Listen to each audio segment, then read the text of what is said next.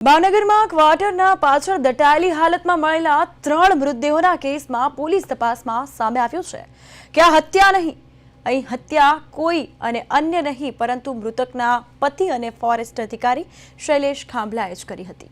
Forest અધિકારી શૈલેષ પોતાની પત્ની અને 2 બાળકોની ઓશિકા વડે મોં દબાવીને હત્યા કરી મૃતદેહોને પથ્થર સાથે બાંધીને ક્વાર્ટરના પાછળના ભાગે દાટી દીધા હતા।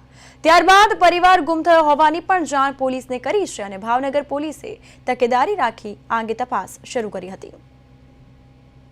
ટ્રિપલ મર્ડરનો જે કેસ હતો એમાં કાલે સાંજે જે છે ભારતનગર પોલીસ સ્ટેશનમાં એક સરકાર તરફે ફરિયાદ બીએનએસ ની કલમ 103, 238, 240 મુજબ કરવામાં આવેલ છે।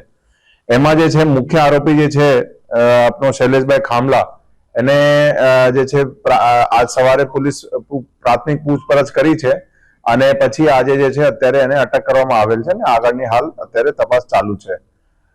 પ્રાથમિક પૂછપરછમાં એને કબૂલાત કરી છે કે આ એને જે છે એના વાઇફ નૈનાબેન અને એના જે દીકરા દીકરી હતા એના મર્ડર કરી નાખ્યું છે।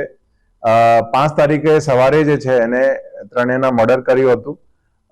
મેઇન જે હતું કે એને જે આપનો જે તકિયા હોય છે એનાથી પહેલા એના પત્નીનો મોઢો એને દબાવ્યું, એનાથી પહેલા પત્નીનો મર્ડર કરી નાખ્યો અને પછી એના દીકરા અને પછી દીકરી।